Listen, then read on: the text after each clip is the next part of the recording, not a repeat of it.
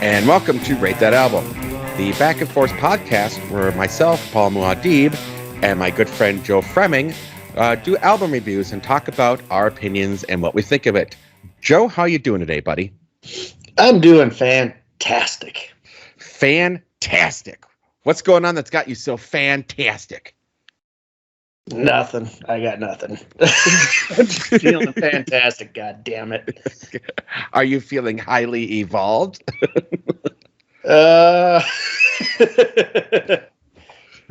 Maybe. Maybe. Yes, we're going to be talking about what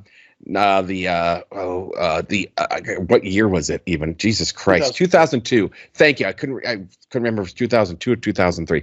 2002, the album Highly Evolved by the Vines, one of the bands. The bands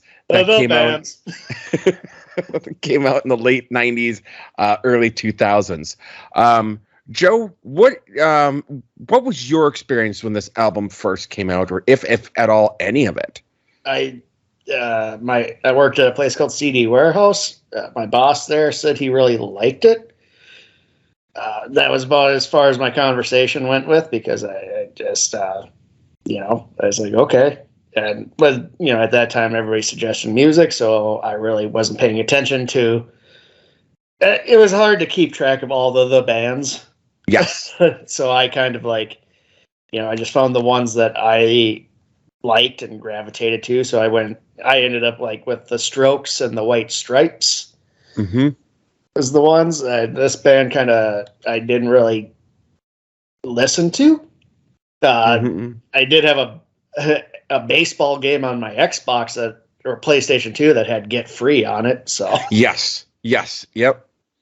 Yeah. Yep. So that's about it. So listening this for the review was the first time I actually listened to the album.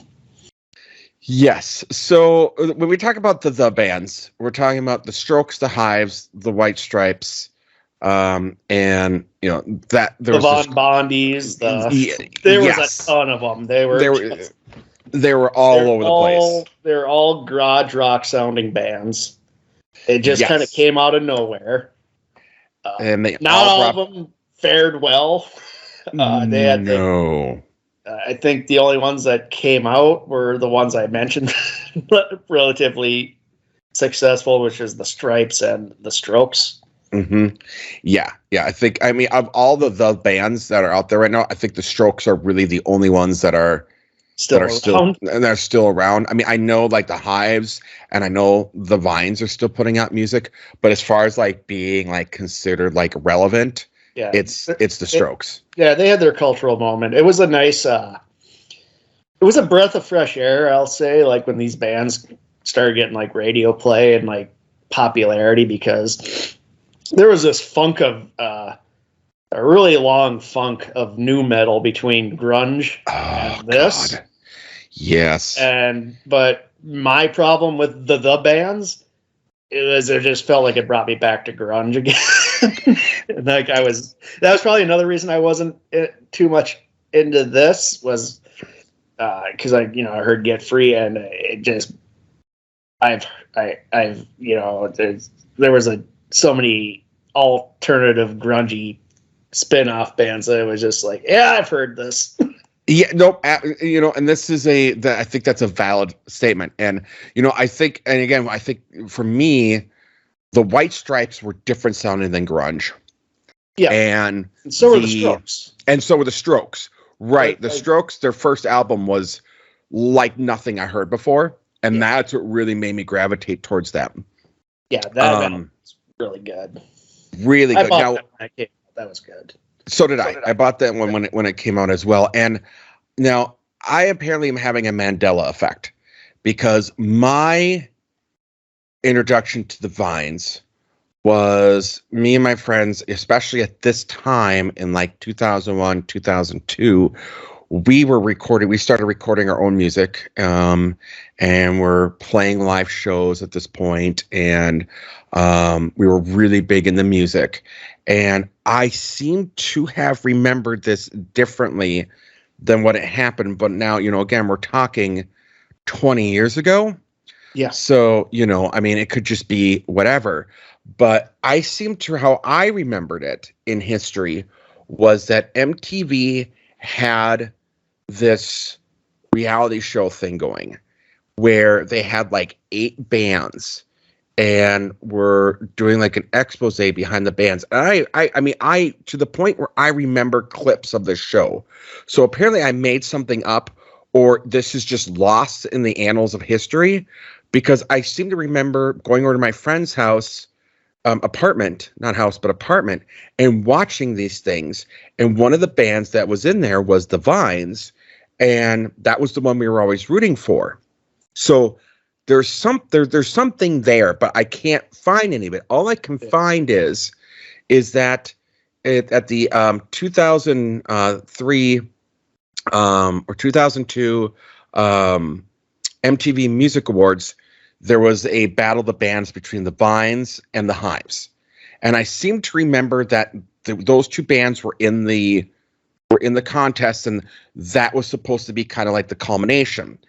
When I went to look this up, all I could find was that there was this quote battles of the bands on MTV Music Awards or Video Music Awards, but it was not really a battle of bands. It was just the Vines and the Hives were invited to play. That's not how I remember it. So I don't know. I really, really, really believe, like in my heart, like to the point where I would go on like trial and swear under oath that there was this reality show, and every month they were like kicking a band off, and it ended with the Hives and the Vines. Like legitimately, that's what I think happened. But apparently, I don't know. I don't know. I remember a show like that on VH1, and it was but it was like girl bands and like some Tiger Lily band one. Like that's as far as but I didn't watch. I stopped watching MTV. So, I mean, it could have happened. I I wasn't watching it. Yeah, I mean, I'm like, MTV was just all reality shows, so I had no interest. Or it was Total Request Live, and they just played a bunch of shit I didn't want to Total listen to. Request Live was the worst. Worst. MTV, man. We should just do a podcast sometime on MTV, because I think that'd be really fascinating. But so, anyways, it culminated on this battle of the bands thing. And I remember being at my friend's apartment and watching this MTV Music Awards when this happened, which again leads me to more credence that what I remember being correct, because that's why we watched that Music Awards, was to see the Hives and the Vines battle it out on stage. And I remember the rest of my buddies were really impressed with the Vines. And I was really impressed with the Hives, because for me, the Hives seemed like they were reinventing the Rolling Stones on their presentation, the way that they were doing it. Oh, yeah. Where the Hives were more like Nirvana. And for me, that was already kind of been done. And I was like, wow, I'm seeing a return of a form of music that is like, so the Hives to me were more interesting than the Vines.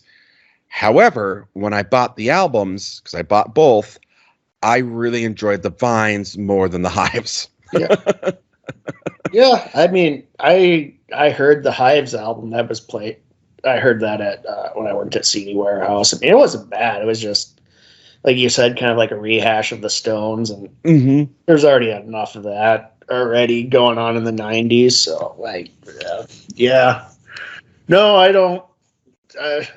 A lot of that just bypassed me. Like, I was in like so many other areas, especially in the early 2000s. I was like all like really into like weird indie hip hop and stuff. So maybe I wasn't paying a lot of attention to rock at that time. Which is fair. Stripes and Strokes, but I was mostly like listening to like Rhymesayers stuff and the Anticon stuff. Rhymesayers was great stuff in that at that time frame. Was just great stuff. I still listen to Rhymesayers. But no, you're right, because I had kind of given up on rock, which is why when this whole thing and I saw the Hives and the Vines, I was like, okay, we're getting back to what rock was, because I couldn't stand nu metal. Oh God, that was bad. That was a bad time in rock, in my opinion. Really bad time. Oh God. Now you have that guy from that Aaron Lewis guy from Stained, like he's all like gross. He's like he had like a hit with like a Trumper song or something. It was just like, man, I get attention. That's the base because he's doing like country music, but it's just like, at least make it interesting. If you're gonna like shit on the libs, at least make it interesting. Right. But honestly, nothing Stain did was interesting to me. Nothing any of those bands like Limp Bizkit, none of that shit was interesting to me. It was just like, this is juvenile. It's really, it wasn't very interesting. It was, I didn't care for it, but I mean, I will say there were some good bands that came out of it, like Linkin Park. I mean, and Incubus. I remember, I think you went. Did you go? We didn't go together, but did you go to that? Was it 1996? The year that Black Sabbath did their first reunion? No, I wasn't there. Okay, because that was also when Pantera was doing whatever their big tour was at the time. Southern Trend. Oh fuck, I can't remember. Southern Trendkill. Southern Trendkill. And opening for Pantera and Black Sabbath was Incubus. It was really not really known well at the time. So I mean, there were some good bands that were around that period that I think represented the best of what that genre was. But if you look, none of them stood the test. None of them are around. None of them stayed relevant. None of that genre really went anywhere. It was just kind of this lull period. It's kind of like what happened like from disco, and then there was like that weird kind of odd pop sense, and then then you had gotten to like what modern pop was after disco in the 80s. It was just, that's what it seemed like to me, was like, okay, this is the lull before the next actual wave of good music. That's how I looked at nu metal. Yeah, and it was, didn't turn out to be a wave. It turned out to be a bump, but with like some really good bands in it. But yes, it didn't have the cultural explosion. Like, I don't think we've had a cultural explosion in music, especially in rock, like since grunge. Like we haven't. No, that was like the last gasp, I would say, of that. I completely agree. It's become corporate rock at this point. It's all just corporate rock. It's safe rock that makes white people feel like they can be whatever, but it's still really safe. Like, it's boring. It's just boring. What was your thoughts? Let's get into the album a little bit here. What was your thought of this album, Highly Evolved?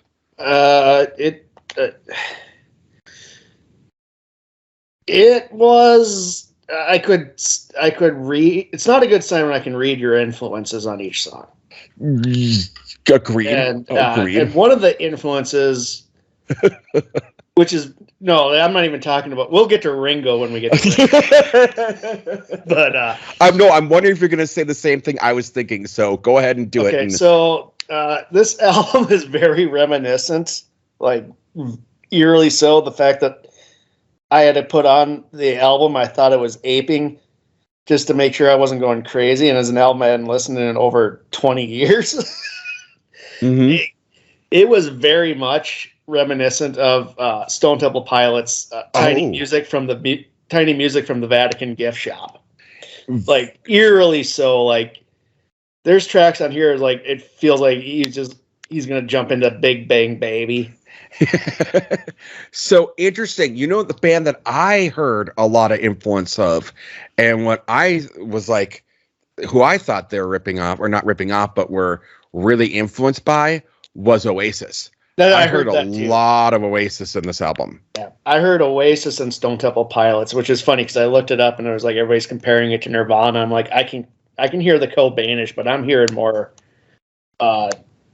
fucking Tiny Music and Be Here Now. Yeah. No.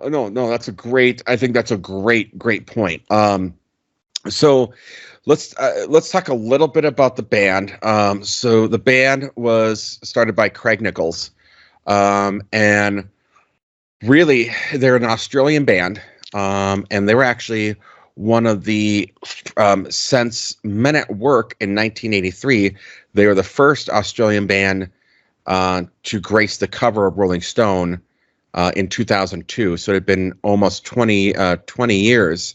Whoa, AC/DC never made the cover of Rolling Stone. We don't talk about that. They don't count. No one realizes they're Australian on Wikipedia, dude. So I mean, they honestly, AC/DC is the best Australian band, and there can be no debate. Yes, but moving on. I love how you call that out. It's brilliant. So the thing with them is then they came out. Now I'm going to say in listening to this, I got a new job where I drive a lot now, and I'm out traveling, and so I have more time now to listen to these albums. So after getting through like 5 listens of this album, plus having listened to it quite a bit when it first came out, so I was very familiar with this album, I decided to then, I'm like, I'm going to take a different route, and I'm going to listen to some of their follow-up stuff. And I will tell you, unfortunately, that none of their subsequent albums ever reached the level of what this album was. And this is something that I think I was going to bring up because I thought it'd be an interesting conversation for us to dive into a little bit. Yeah, I hear so much potential on this for like them to grow into something like really a lot cooler, doing something very like interesting. I was like when I was driving around listening to this, it's like, I kind of wish Paul picked like the album after this because I'd like to see where they took it. And it's not good.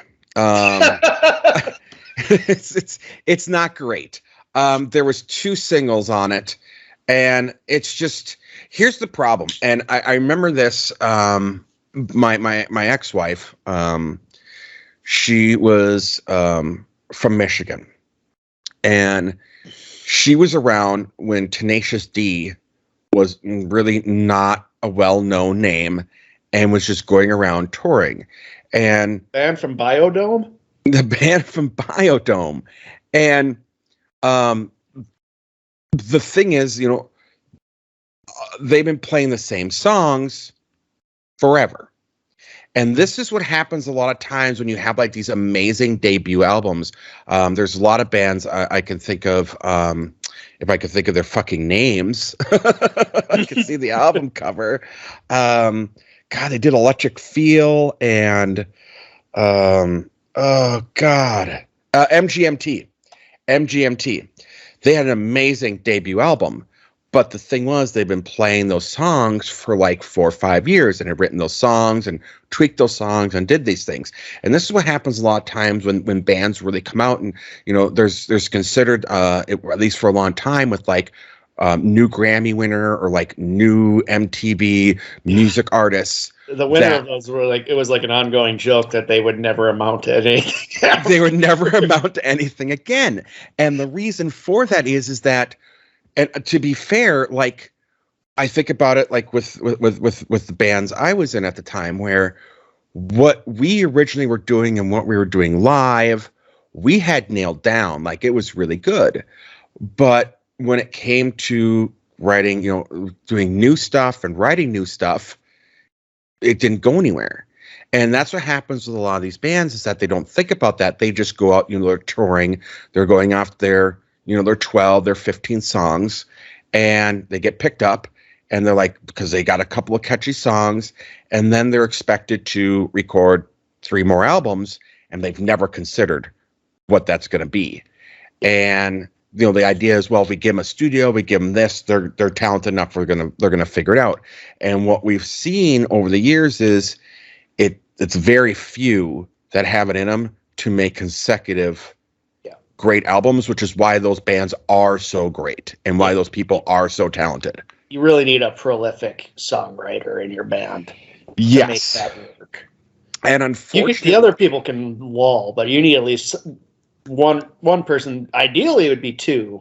Ideally, it's 2. Stamina to just keep writing and keep doing something. You're right, though. A lot of bands, like, they they tour that one album's worth of material, and then they're asked to come up with new shit, and then they just shit the bed. Yeah, and I mean, it's what it is.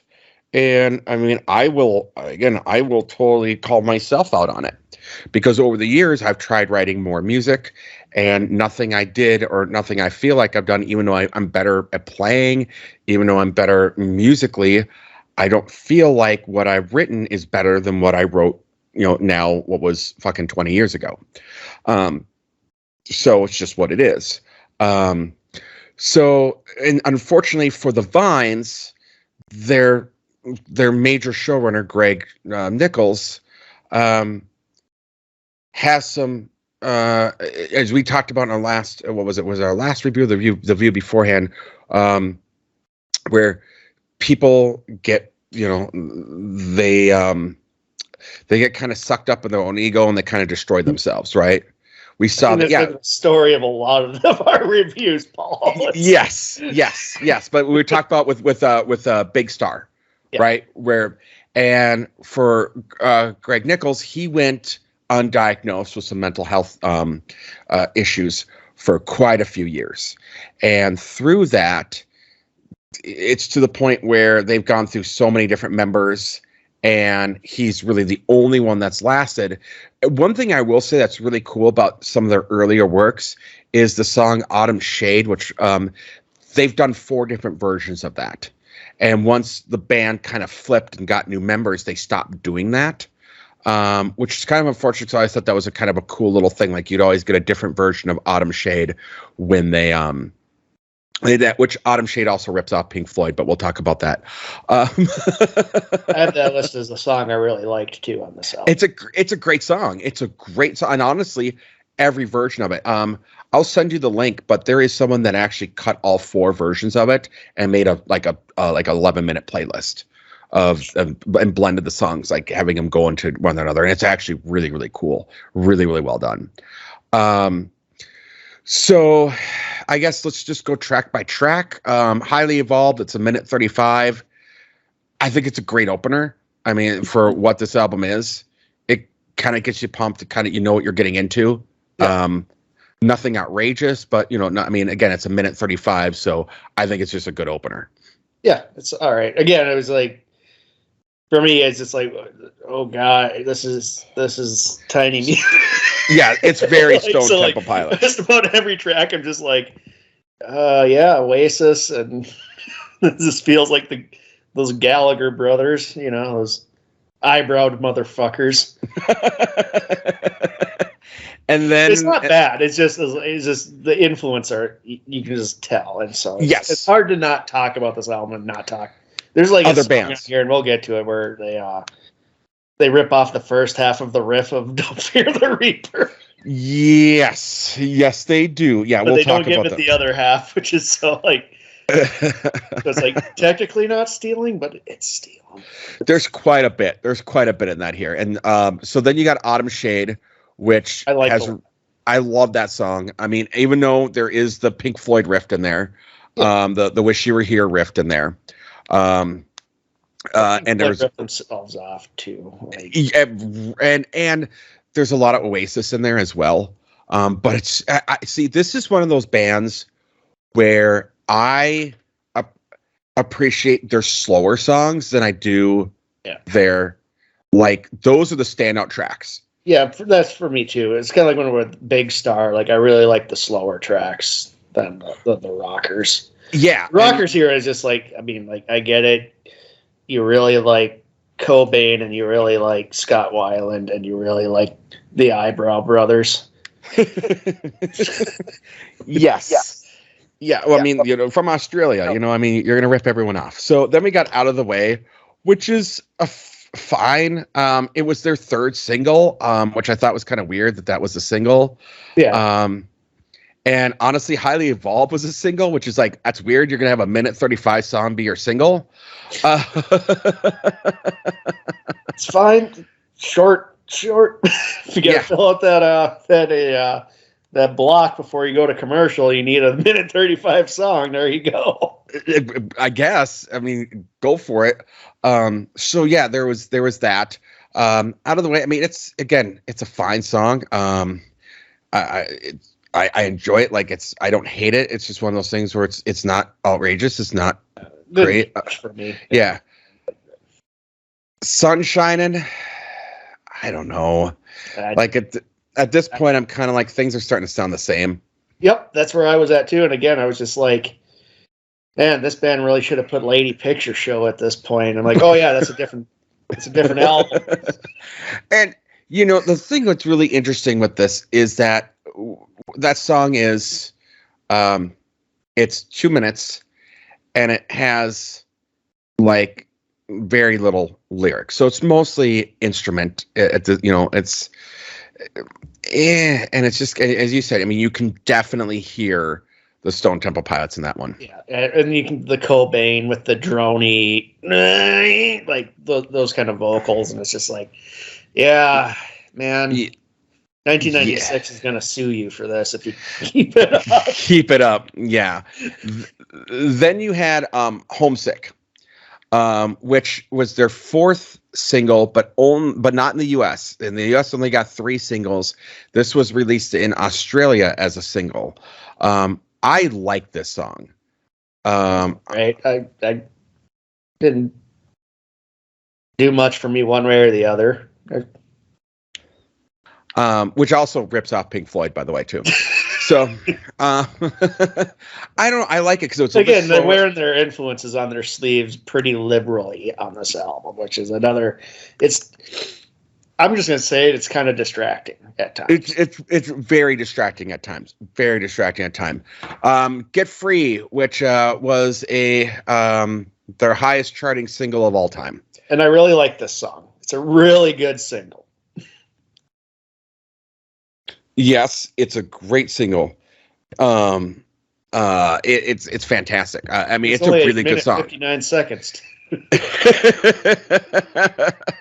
Yes. You keep it short and sweet and to the point. You don't need to be all frilly on this one. No, I know. You know what? And it's a fun song. It's a really fun song. Country Yard. Up with that baseball game I'd play. God, did they play this for baseball? Really? Well, on a PlayStation 2 baseball game. Oh. Because those sports games always throw whatever's popular music on the soundtracks. So this was one of them. Oh, that's hilarious! I didn't realize that. Yeah. This and the thing remember the band Louis the 17th or whatever? They had a song on there too, and I think Dropkick Murphys also had one. I love Dropkick Murphys. That's a whole nother. That's a whole nother conversation. Yeah. I do remember Garbage having a track on, I think it was Gran Turismo, and the racing game, and it was really weird. Because Stupid Girl. No, it wasn't stupid. Was it Stupid Girl? No, Paranoid. I think I'm Paranoid. Been a lot cooler for a Stupid Girl. No, I think I'm Paranoid, and it was like a mix. It was like a mix, but no, it was I think I'm Paranoid. That was on the game, and I believe it was Gran Turismo. Yes, it was Gran Turismo. Absolutely. Ha ha ha ha. And the Heaven is Wide. As Heaven is Wide. That was another one. So then we got Country Yard, which I really like. I think this is a great song.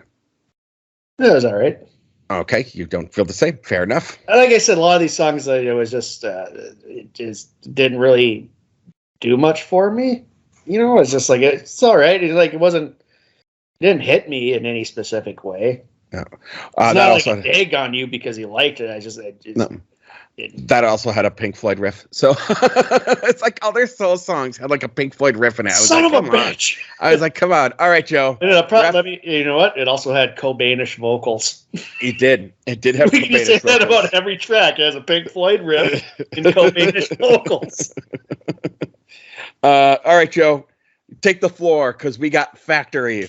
So I'm listening to this. And the melody's just it's so...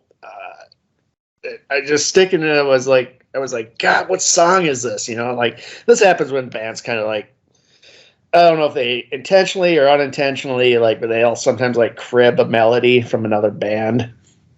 And like, kudos to them, because this was like, not one I think people would expect. But it's basically the reggae part, which I already have problems with white dudes making reggae songs.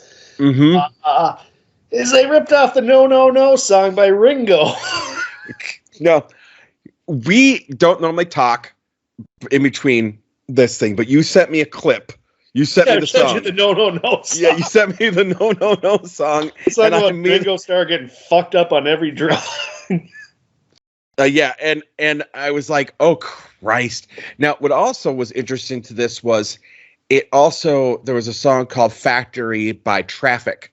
And there was a lot of Traffic reference I felt like on this. Like, I was like, oh man, like they're even going back as far as Traffic and taking some of their stuff. Like, come on, man, you're taking some of that Steve Winwood money. Steal from something people don't listen to, like the Edgar Winter Group. Did people ever listen to the Edgar Winter Group? No, they listen to that Frankenstein song, but outside of that, nobody knows what the fuck you would be ripping off. So I thought that was interesting because there's even a song by Traffic called Factory, I believe there was, or something along that line. Yes, there was. So there we go. Pretty sure. Hang on. Maybe not. I thought there was something. Oh yeah, Shanghai Noodle Factory. That's what I'm thinking of. Yes. And there's references. Yes. Traffic, Shanghai Noodle Factory. You never heard that song? Check it out. Just like I had never heard Ringo's No No No. Yeah, I'm good with Steve Winwood. I prefer his solo stuff, You need a higher love, do you? Oh yeah. In the Jungle, So this is the Blue Oyster Cult ripoff. Yes. So yes, it's like it the is. rip from Don't Fear the Reaper, but it also has this. It also feels like Creedence is run through the jungle at times, and so it's just like, oh man, like. It's just reminding me I could be listening to better bands. Yeah, it's. I don't know. Yeah.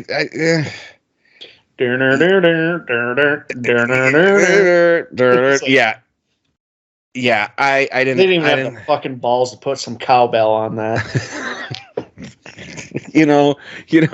I have to say, credit Will Ferrell where credit is due. He killed the cowbell dead, man. Like, no one puts cowbell on their music anymore. And every time I hear it now, I just giggle. Anytime I hear a cowbell, I giggle. He had a fever, and the only prescription was more cowbell. Yeah. I'm Bruce Dickinson. When I'm done with you, you'll be wearing gold-plated diapers. What does that mean? Who cares? So Mary Jane. This song so much. I hate songs about pot. Okay. I knew you were gonna say that. Yes. This was Oasis all over. I personally really enjoy the instrumentation. Like, I think it's a very, very great instrumentation. Lyrically, it leaves a lot to be desired. But I like musically, I think it's sonically a great song. The problem with it is he just says Mary Jane over and over a bunch of fucking times during it. And that got very weary, very, very like old. I've complained about it with a lot of the stuff that we've listened to. It's like, give me something different. Don't repeat the same shit over and over and over. And I believe the world doesn't need another fucking song about pot. And if you're gonna write a song about drugs, at least have the balls to be like the Velvet Underground. Just do fucking heroin. That was a great song. That's so pretentious. That's a drug song I can get behind. A 7-minute pretentious song about heroin. Yeah. Oh God. I It's even counted. better on Rock and Roll Animal by Lou Reed. That is a great version of it. And I counted. I believe he says Mary Jane in the song 21 times. Is what I counted. Yeah. So again, to me, that's where you lose me. I mean, I did the same thing with Miley Cyrus. Like you fucking lose me. So when you do the same thing over and over, and I remember now what's interesting to me is, again, I remember having this album. I thought Mary Jane was the final track. Like I remember Mary Jane being the final track to this. I don't have the CD anymore. Well, Paul, I'm starting to suspect like future you went back in time and fucked things around like Cooper at the end of the fucking Return. Could have. Future me's like, nope, gotta make things interesting for the podcast. Let's fuck with history. Yeah, how it all ends is like you bringing me to some house and me screaming, and that's the end. I show you a picture of Rick James, and you just scream. Just scream. The lights go out in the house. Just cuts to black. Or Billy Ocean, more so.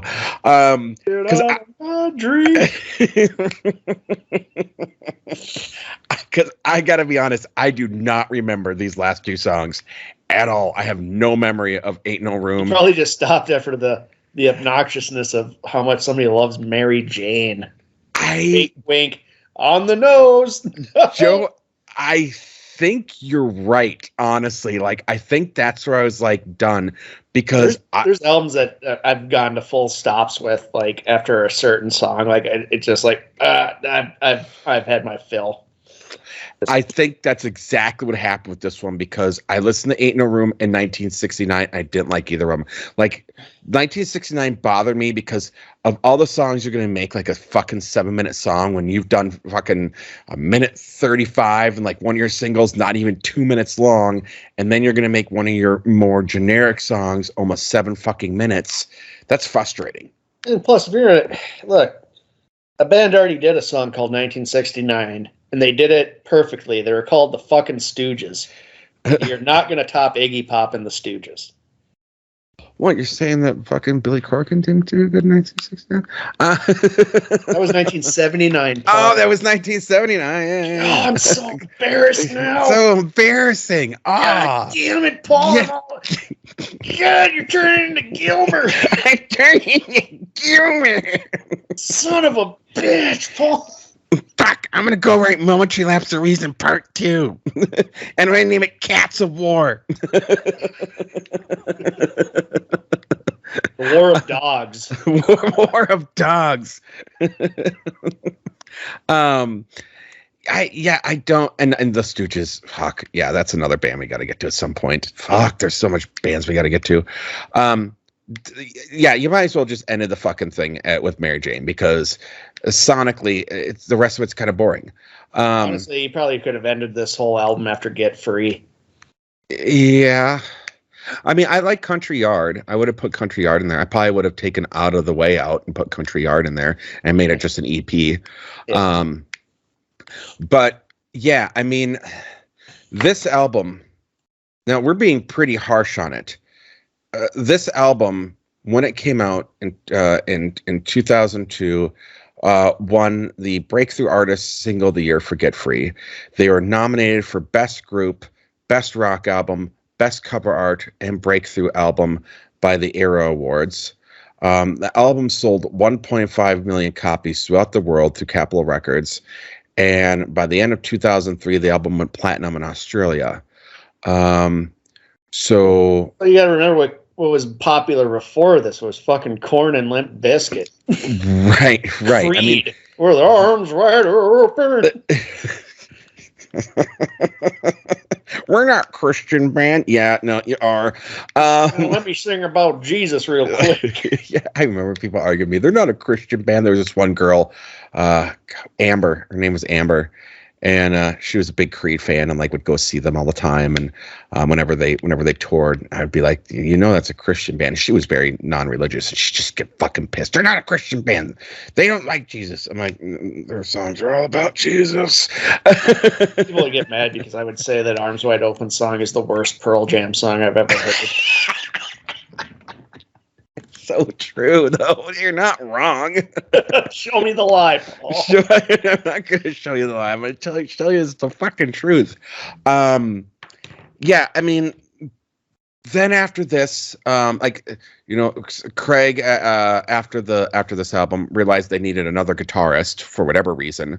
So they live just to recreate some of this stuff, I'd imagine. Yes, you're exactly right. It was while touring. They're like, yep, we need another guitarist. I mean, that's not uncommon. A lot of even Nirvana did that, and like they actually got a better guitarist than Cobain with Pat Smear.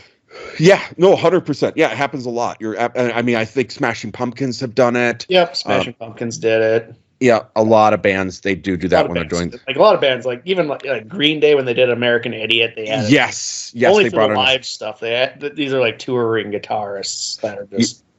Which it's interesting because Peter Gabriel did that, and then a lot of the touring members he kept. Bring him into the studio. So that was stupid. Well, he's a solo act. It's not like he did that with Genesis. Like he replaced everybody from Genesis with the touring band. Wait, are we talking about Genesis or are we talking about Pink Floyd? Goddamn Gilmer. Goddamn Gilmer replacing everybody. Then they did Winning Days, and Joe, I invite you to check it out and just kind of hear it. But then they got two ones on that one. Then they did Vision Valley, and that was there was one of the songs was used on the game Flat Out 2, but it didn't do very well. It was really only really short songs. The album itself was just over 30 minutes. Wasn't really that great. And at the time they were playing under the name Joe Dirt because Greg just was unfiltered. Greg was just unfiltered. So yeah, they're playing a gig at hotels under the name Joe Dirt with their new bassist. So during this time, there's like a lot of like turbulence after this with the record labels and Greg and band members and Greg. And it's kind of been that way over the years. When everybody else is the asshole, it's because they're the assholes. Yes. It's a long-standing thing. Like it's never you. You're never the problem, Paul. It's everybody else. It's everybody else. The whole world's against me.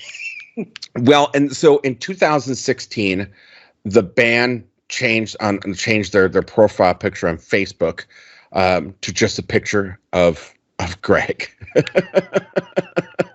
Well, if he's not constant, like why not at that point? Yes. And there was talk about them bringing back the original members of the band because it was going to be the 15 in 2017. They were doing the reissue of Highly Evolved on vinyl for the 15th anniversary, and they were trying to work out to get the original members back in the band.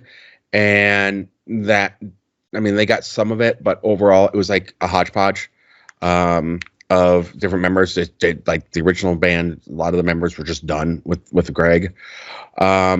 And then some of them probably just got out of the music industry anyway, and like probably not interested in going back. Like they have their established lives at that point. Like I can't quit my insurance business just to go on tour with you, buddy. Like very, very true. Very, very true. And as of right now, the band consists of 3 members, and there hasn't really been a lot of discussion. They put out an album not too long ago, Miracle Land, I believe it was. How was that one, Paul? Not great.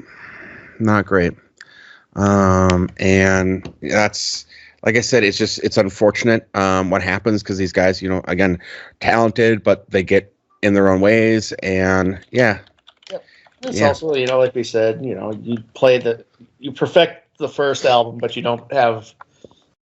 not looking further enough ahead for the next album. And there's like not a lot of bands that do, but there are like, like I can think, it's not a lot of bands that last after one album. No, it's very, very rare. It's very rare. You have to have a very driven. Your songwriter has to be very driven and like, you know, like you think of like a solid debut album and then like, yeah, it's, you know, I mean, you got to have somebody driven. You got to have like a Rivers Cuomo or even an Axl Rose who was just like always writing new shit after that, you know, leading up to the debut album. Well, let's look at even someone that we've also looked at with this. Let's look at Cyndi Lauper. Yeah, amazing talent, amazing voice. That She's So Unusual album is probably front to back one of the best freshman albums ever. And there was just so much there. And then look at what happened afterwards. Yep. Like she had a couple of hits here and there throughout the years, that's the standard. Like you still have these people that will maybe write like one really good or two really good songs per album afterwards, and that can kind of sustain them. It's very rare that you have like the converse of who we haven't done yet. The converse to Cyndi Lauper is a Madonna, who is writing consistently amazing albums. Time after time after time after time, and writing, Madonna had people help her write those albums, things like that. But yeah, I mean, for everyone, that's another thing. You have to be like a driven songwriter. Like yes, like you look at the Madonna. Hell, even look at like somebody like Taylor Swift. Yes, she's been doing this since she was like a teenager, but she's had that drive to keep writing new music. Not a lot of songwriters even have that. No, there's just like people who are just like Rivers Cuomo has like he's released like demos because he writes hundreds of songs a year. Brian Eno, writes and records albums that will never be released because it's just so much material. Prince did the same thing. Neil Young, Bob Dylan. Yep. I mean, and I want to bring up someone. It's a joke band. It's been a joke band for a long time. Journey, right? Journey, the way they kind of went the way of a lot of things, where they had a decent open, but then what kept them going? Having like one song per album that was like the big hit, and that just kind of kept them going, or one great song after every couple of albums. That's what kept them in the zeitgeist. Even that is rare. A lot of times you have what these people, they do one good album or they get the one hit. That's why there's tons of one-hit wonders out there. People laugh at the one-hit wonders. I would kill. I mean, I was in 4 bands. I would kill to have a one-hit wonder. I would kill to be fucking Survivor and have Eye of the Tiger be my fucking claim to fame. Yeah. You're guaranteed income every year with it because it's played all the time. It's in Yeah. So what happened with the Vines is really like what most time, like, and even then they were lucky enough to get that great first album. Yep, it's pretty much the norm. Yeah, and to give you an idea, when they were touring in, that's why I said they they were doing the same songs.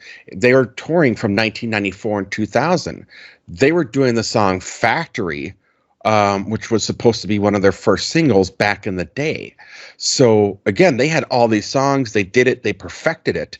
MGMT, I keep going back to them because they had all their stuff down to a science. And when they were writing these songs, that is another one of those damn near perfect again, there's no perfect album, but perfect, damn near perfect it's freshman albums. Really good. Yeah. Yeah. As a freshman album, because they were performing those songs for years, and then they got in the studio and recorded it and knew exactly what they'd done and had tweaked it and done things and had years of time to hone those songs. Well, then, I think I've talked about this in the podcast, and I'll get off my soapbox. I did get a record deal at one point. I was offered a record deal, and I didn't take it. It was for $3 million. And people go, why the fuck didn't you take it? Because it wasn't like $3 million free and clear. It was $1 million an album. And what it was it was supposed to be, if you were going to give you $1 million for your first album, then you have to tour and you have to pay us back the $1 million plus like 18%. And if you don't hit that, then that rolls over to the next album. So now you owe us 2 million plus 18%. Yeah. And then if that doesn't sell, then you owe us 3 million plus 18%. And if you can't pay that back, then you agree to be a session musician for this company to pay back the amount that you're owed. So basically, they're not giving you 3 million. They're fronting you 3 million to record an album. That was exactly right. And so when I looked at the contract of this thing, and I was like, no. And that really was me saying, no, that's what killed my band. That's what killed like the band. Everyone kind of went nuts when they heard I said no, and, because it wasn't a great deal either, because I got to be honest, it wasn't on our merits. It's because I was dating the girl that worked at this record company in New York. So I was like, no. So you know how hard it is to actually make $1 million in record sales. And part of that, not only record sale, but part of that touring is where you're supposed to be making your money. That's where most bands. But if they're pilfering your touring money, then what's the fucking point? And that's where the 18%, like they're taking the million plus 18%, and that's what they come from tour. Well, part of that $1 million was also part of the touring money. You know what I mean? I mean, it's not, you can't just fucking go to hotel to hotel for free. No. You're paying for that. You're paying for the touring. You're paying for all this stuff. So we would have to allocate thousands of dollars in the studio. You're paying, but they're borring you that money. And that's exactly. And studio time is expensive. Very expensive. Plus you have to hire, we'd have to hire probably session musicians to sit in and do certain things. Engineer and producer. Yep, all these things. So that $1 million, I really quickly did the math, was like $1 million an album in 2002 time was not a lot of money. No. And especially since we would have to do all these tours. And again, if we had it on our merits, like if someone had said, man, your demo's fucking amazing, but this girl I was dating, was like, I really like your song, blah, blah, blah. And I just knew it wasn't there because it just wasn't going to happen. So, you'd be still paying off that $3 million. I would be living in New York right now. Like if I had taken that deal, I'd be living in New York right now. As a session musician. As a session musician, probably miserable. I mean, I would have loved it for a little bit, but be miserable. Yeah. And making, because you'd be doing session and a job just to pay rent. And I'd be living poor. I mean, I'd be fucking poor. I'd be living in New York. They're taking my money because they'd have to give me some, but it'd be enough to get like maybe a fucking shitty ass roach-ridden apartment, and I'd be eating on a fucking food shelf. Yeah, how many sessions you'd have to play for over how many years before you'd finally be square on that 3 million? That 3 million plus 18%. It was 18%. Yeah, that's insane. Yeah, that was a bad deal. It was a bad deal. So so I walked away. But this is kind of what happens. And I mean, well, a lot of bands get screwed on that shit. Like it's like, especially like in the 90s and the 2000s. I remember watching a thing on the Goo Goo Dolls. Mm-hmm. That first album, Boy Named Goo, sold like 3 million copies. Mm-hmm. When they got off their tour, their contract was so bad they owed the studio $3 million. They didn't get one red cent out of any album sales. Yeah, no, and there was a big lawsuit about all that. Yep, I remember that. And this is like how that industry is. I'm shocked it's dying. Well, I mean, as soon as that's why like I got so pissed off at and I think a lot of people got pissed off at Metallica when they came out against like Napster and all that shit, because there was a lot of artists, David Bowie included, that was like, this is fantastic. We can control our own output of music. Yeah, it like a lot of like the hip hop stuff I was listening to really leaned on like peer-to-peer file sharing because it got their music out there. So when they toured, people would know their songs, and that was like a lot of like the Sage Francis people and like Brother Ali, Brother Atmosphere. Atmosphere. That's I first got introduced to Atmosphere off of fucking was it was it Napster or was it BearShare? I can't remember which one it was. Yeah, that's when I first time I heard Atmosphere was through that. Yes. And it democratized music in a sense. It really, really did. I mean, when the you companies figured out how to fucking they're figuring out to get their money. Right, and Metallica fucking was the fucking bitch boys for that, really, in my mind. Because, again, I mean, I looked at bands like Radiohead. Radiohead dropped their label, and we're going to fucking put out our own music. So did Nine Inch Nails. Yep, Nine Inch Nails did the same thing. I mean, a lot of bands went and did that because, as you said it, hey, we're going to put out our songs for free because we're going to make most of our money from touring anyways. Yeah. So now the record companies are losing their shit because they don't have the leash on the fucking... Yep. They ran out... A lot of bands just ran out that contract because they... but the thing, they had the benefit. So if you're like Radiohead or a Trent Reznor, you own a studio. And right. You don't have to worry about that because you're going to... But like a lot of these younger bands, like that's, But they saw it. A lot of bands started just doing that, and they still are to this day. Like these labels are just relying on legacy acts at this point. Well, I mean, I'll be honest. That's how I remember when I saw Sean Lennon. Right, his whole album that he put out, Parachute. I listened to it all for free online. He put it out there. I mean, you could go out and buy it, but he also put it out for free to fucking listen to. And so I knew all the songs, and I was like, fuck it. He came around live. I'm like, yeah, I'm going to go fucking see Sean Lennon. Yep. So I really enjoyed that album. It worked in his favor. And that's John Lennon's fucking kid. And he had, and he wasn't struggling, Paul. Like, he's worth millions. Almost damn near $1 billion. Yeah.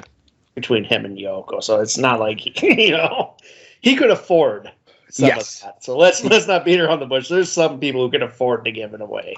Yes, that's very, very true. But I mean, that really changed things. But yeah, I mean, back again when I was 2001, 2002, that $3 million, sure, it looked real fucking tasty.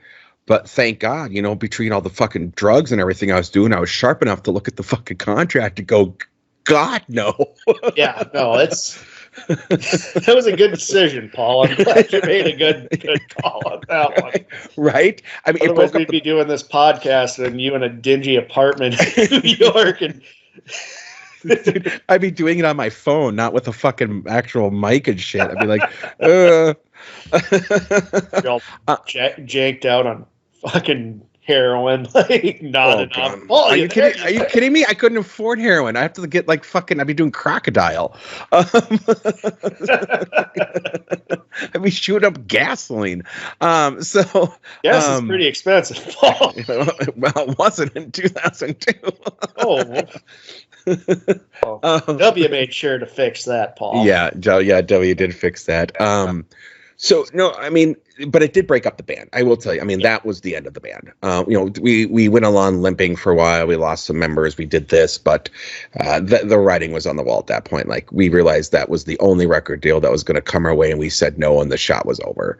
So shortly after that, we completely broke up and quit doing live stuff and doing that type of thing. And again, I do not. There's a lot of things in my life I regret. That is not one of them. Do you know what I also know who doesn't regret something? Neil Young. Neil Young, Joe. Oh, God, yes. One of my musical heroes, Paul. Like, I love Neil Young. And, yeah. You know what? I think I want to save this conversation for the next episode. That's fair. Because we got to kind of wrap this one up. Yes, we do. Spoiler, my next album is going to be a Neil Young album. Oh, all right. Well, let's do that before we get to your plugs. Let's do that. So what's the next album we're going to do next week?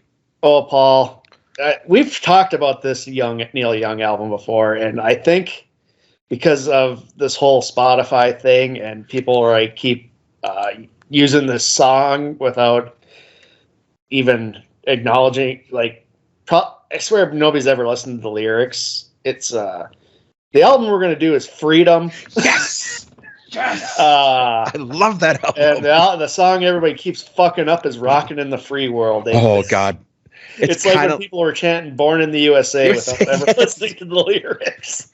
Yeah, didn't Reagan try to use that as like his thing? And it's like, really? He did. Springsteen was like, please don't. At least then politicians had the respect to be like, okay, we won't use it. Nowadays, politicians just don't give a shit. They'll use it. They'll use it. Until they have to file a lawsuit. Oh, Freedom is such a good album, Joe. Yeah. I figured, we'll talk about it, but I did ditch my Spotify account because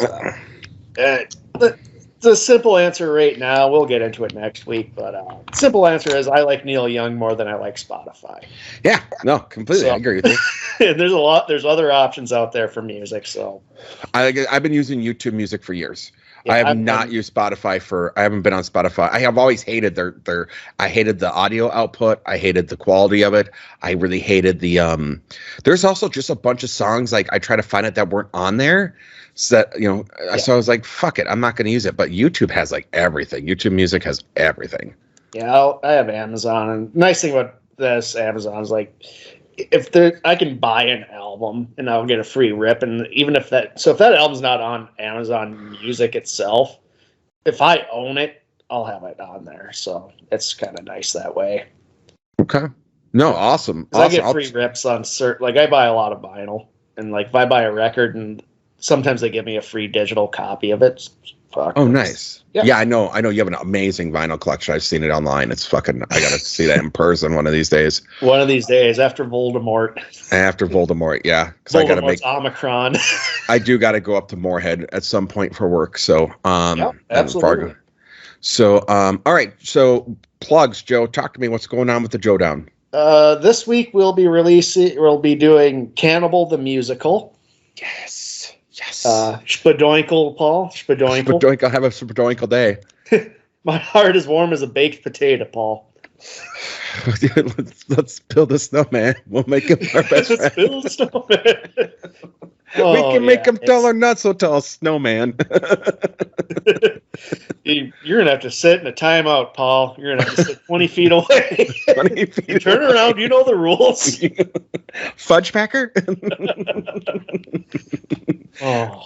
The Trapper. Yeah, so that, and then after that, Paul, you inspired me because you brought it up. And I'm pretty sure Brown's never heard of this guy, but we're going to be doing Double Down by Neil Breen. Oh, you are going to do a Neil Breen movie. Yep, his first one. That's fantastic. I am so excited. Yeah, I am too. I watched the trailer and I just could not stop laughing. But dude, have you ever seen a Neil Breen movie? No. Oh, you are it, dude. You are in for you're going to, after you watch it, you have to message me because that is there. I've seen it. I have a feeling it's up there with Birdemic and The Room. Yeah. I mean, I think it's on another level. I think it's on another level than Birdemic and The Room. I'm not going to lie. Neil Breen is an interesting guy. And I think, I'm going to wait till after you see it and we're going to talk because Neil Breen is something special, dude. That is fantastic. I'm so glad. Like, I inspired you to do Manborg and now Neil Breen. Like, this is awesome. I'm still waiting because I got to find a way. Like, we need to get Pink Flamingo streaming on something so I can get around to finally fucking watch that movie. So I can blow his mind with the dancing butthole and Divine eating shit. Divine eating shit. Pink Flamingos. The woman who gets raped with a chicken, I think. Yeah, it was a chicken. Masturbates with it. I think she masturbates with the chicken. Masturbates with the chicken. I think that's what it's been a long time. Like full-grown adult and the baby. I'm not gonna lie, it's been a long time since I've seen Pink Flamingo, and I was never sober. That movie is amazing. I love it. Like I like John Waters a lot. I love John Waters. John Waters is fantastic. Cecil B. Demented, I think is underrated. So underrated. That is good. Crybaby's good. Crybaby is so good. Multiple Maniacs, Women. That's on Multiple Maniacs. I think is on HBO Max right now. Yep, it is. Yeah. Yeah, no, John Waters is a fucking national treasure. To the point where fucking Lonely Islands brought him in for a song. So, Awesome. So yeah, okay. So you're doing Cannibal the Musical, and you're doing Neil Breen. I'm so excited for that, dude. All right, Joe. Do you want to take us out? No.